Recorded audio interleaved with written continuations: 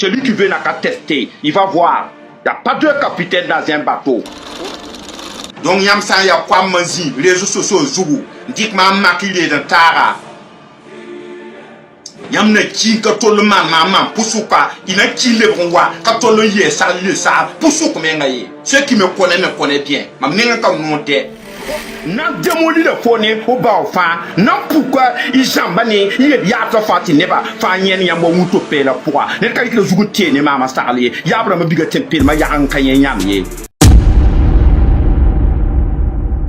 De gangster à slammer, aujourd'hui féticheur, je veux te raconter l'histoire légendaire de Charlie le Sage, le roi de la jungle, le frère du ghetto, celui-là qui n'a absolument peur de personne. On paye boulot, on paye nega. Il m'a défié Ibrahim Traoré, le président burkinabé.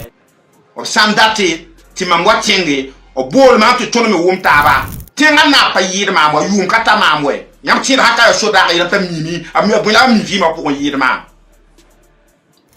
De son vrai nom Charles Wamba, Salut le Sage est un jeune gangster qui s'aimait la terreur dans les rues de Ouagadougou pendant les années 90.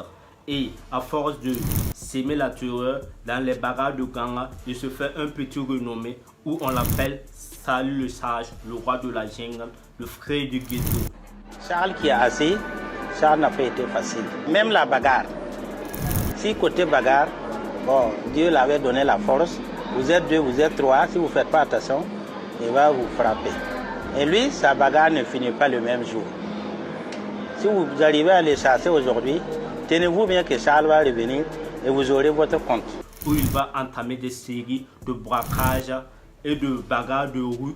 Et il sera un chef bandit vraiment légendaire, connu dans tout le pays, où il organisait des braquages un peu partout. À force de faire son petit bout de chemin, il va toujours chercher de l'excès, à montrer sa supériorité, sa grandeur.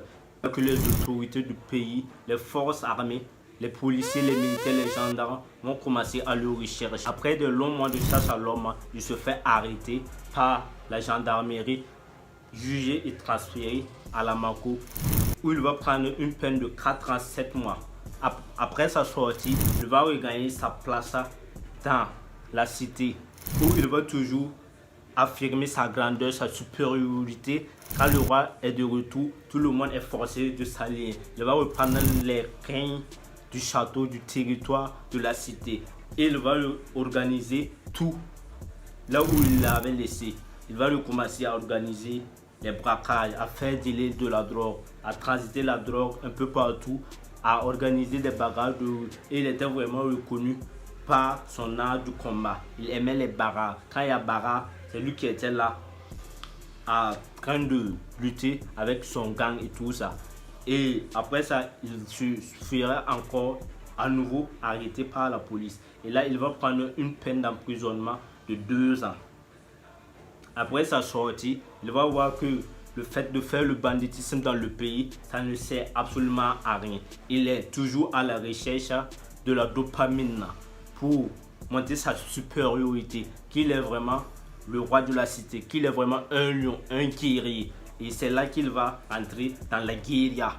Il se fera recruter comme mercenaire, il va tracer son bout de chemin là-bas. Après la guerre en Côte d'Ivoire, il décide de rentrer au pays, au Burkina Faso, afin de changer de vocation. Et décide de changer énormément de vocation en étant tout simplement un slammer. Ah oui, ça c'est l'aventure musicale de Charlie le Sage en tant que slammer. Au regard de ce qui s'est passé, je peux dire que j'ai réussi une avance positive des ambitions, que je n'étais mort par rapport à certains de mes compagnons de lutte. Moi je fais la musique, mais c'est... Il va enchaîner des séances studio pour enregistrer énormément de chansons. Il va faire sortir son premier album qui n'aura énormément pas de succès. Après son album, il va réenregistrer une deuxième album qui va flop. Un peu différent, puisque moi, bon, je peux pas, ma voix ne me permet pas, chacun avec sa nature qu'il a rendue, je ne peux pas chanter comme les autres, mais comme j'ai quelque chose à dire, et la musique c'est un endroit que tu peux lancer ta message, et je te force de passer par là, donc j'ai choisi de faire l'islam. Et là, il voit que la chanson, le slam n'est pas fait pour lui. Et il va changer de vocation en tant qu'agent de sécurité. Ah oui, le mec a littéralement changé énormément de casquettes en tant que gangster à slammer. Aujourd'hui, vu qu'il a beaucoup d'expérience dans les gangs, dans les bagarres de rue, dans le banditisme, il décide de devenir un agent de sécurité tout simplement. Ah oui, maintenant il sera recruté comme formateur des agents de sécurité vu son parcours légendaire. Charlie Le Sage est formateur et chef d'équipe dans une société de sécurité. Maintenant, il va former des jeunes en tant qu'agent de sécurité pour sécuriser les banques, les marchandises des gens. Et c'est un métier qui le passionne à cœur. Vu que c'est un ancien bandit, il aime les trucs d'excès, des trucs de banditisme, des trucs où il y a la dopamine. Il est vraiment à la recherche de dopamine.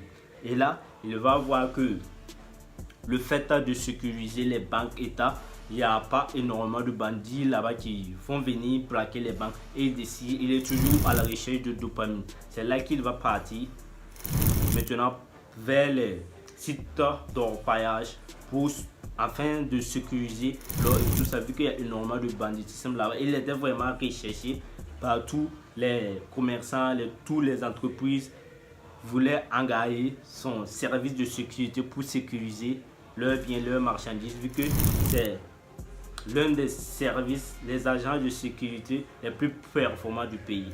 Et là, il va se tourner vers les sites d'orpaillage pour sécuriser l'or des millionnaires. Et là, il se fera un petit renommé. Et tous les anciens bandits qui sont dans les sites d'orpaillage le connaissent et il s'aimait la terreur dans les sites d'orpaillage. Et celui qui ne respectait pas et qui n'obéissait pas à ses ordres subira un châtiment vraiment compliqué, un châtiment vraiment sévère. Ah oui, le mec est carrément comme Goliath, il mettait la fessée à tout le monde et il n'avait absolument peur de personne. Et même à corps à un contre deux, il mettait toujours les gens KO. Même à 5 contre lui, on ne pouvait pas le vaincre. Ah oui, le mec était vraiment comme un lion tout simplement.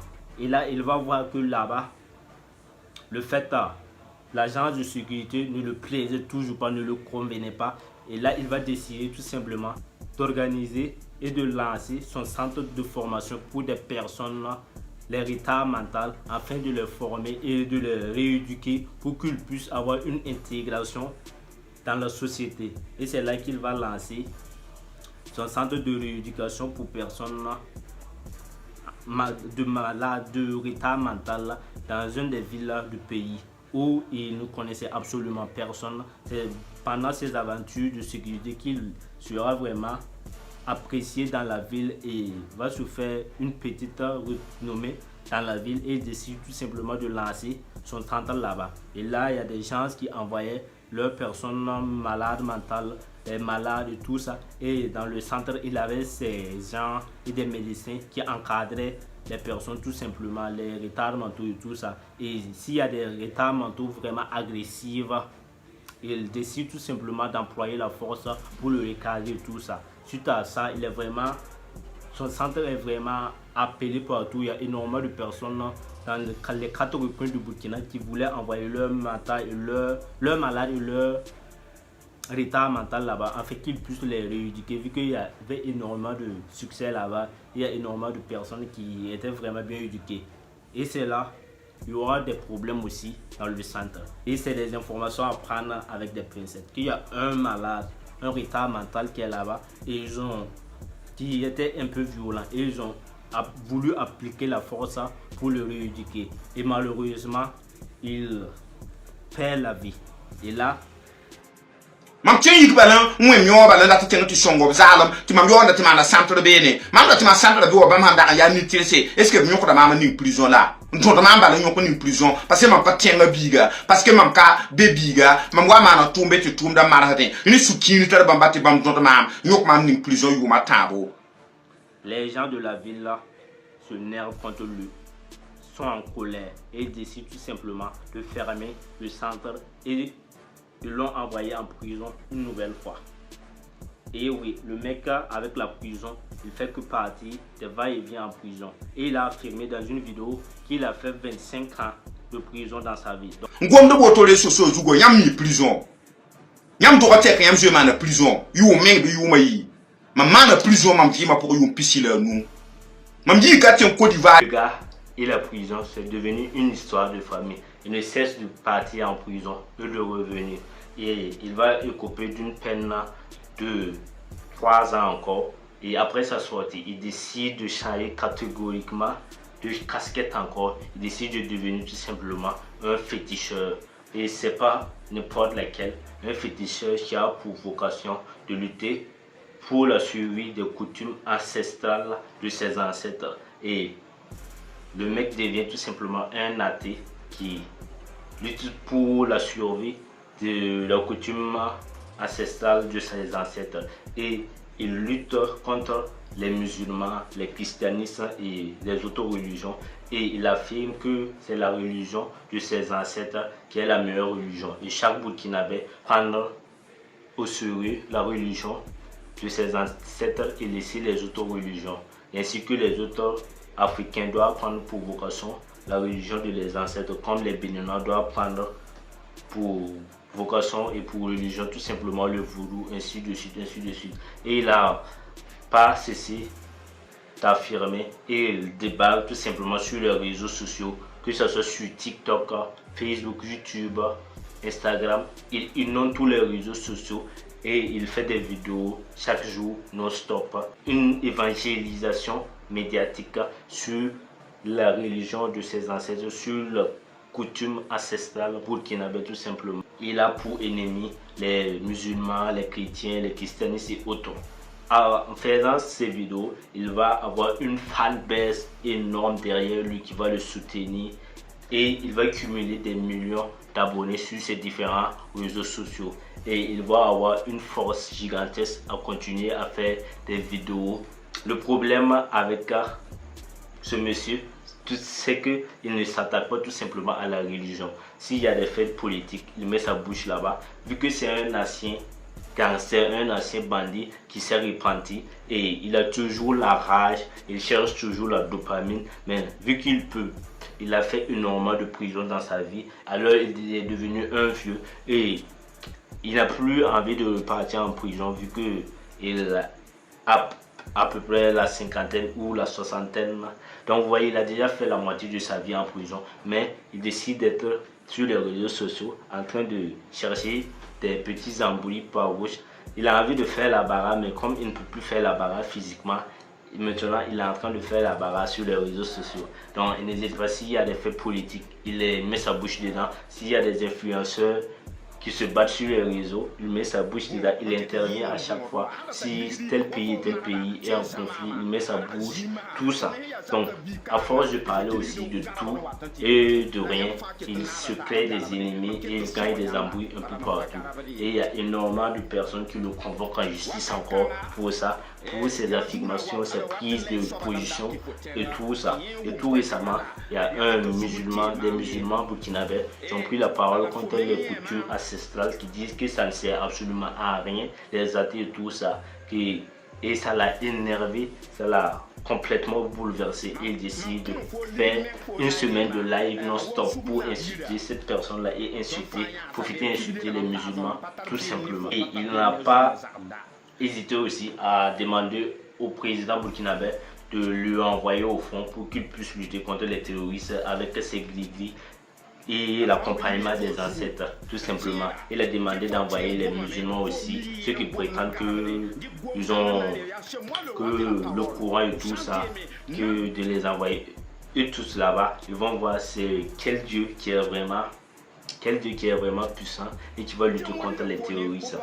Et ça, ils ont continué ces affirmations en contredisant le président Ibrahim Traoré, vu que lui c'est un ancien bandit, il n'a absolument peur de rien et il a commencé à attaquer le capitaine Ibrahim Traoré, que c'est son enfant, qui n'a rien fait de sa vie plus que lui c'est un guerrier, qui n'a absolument peur de rien, même de la mort.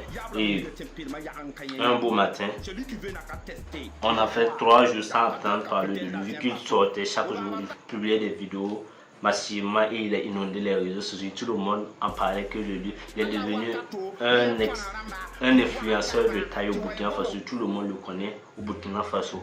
Maintenant, il a fait 3 jours et les fans étaient dans le doute. Ils se demandaient qu'est-ce qui s'est réellement passé pour qu'on ne le voit plus sur les réseaux sociaux.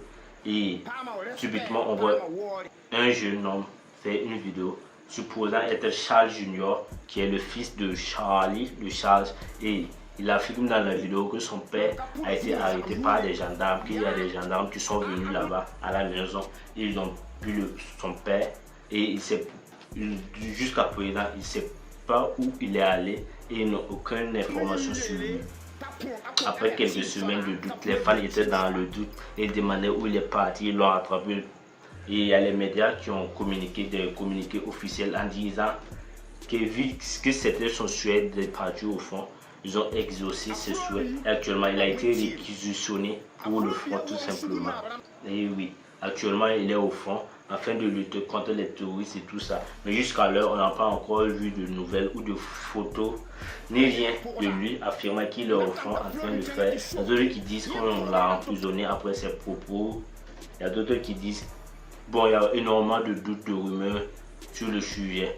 Et ses fans sont dans l'impatience de le voir et énormément de personnes demandent qu'on le libère. D'autres aussi demandent qu'on lui donne son téléphone pour qu'il puisse faire des vidéos pour, voilà, lui donner la joie de vivre à ses fans tout simplement. Et ça, c'est l'histoire légendaire de Charlie le Charge qui continue de émerveiller le Burkina Faso et tout ça. Et il a énormément de fans qui sont derrière lui, qui l'aiment. Et voilà, il fait que émerveiller les Burkinabés avec. Et cette histoire légendaire, si ça t'a plu, je t'invite à t'abonner, à me lâcher un gros pouce bleu, ça me fait énormément plaisir. Si c'est la première fois que tu me découvres, moi c'est Radaxana, le youtubeur de ton youtubeur préféré.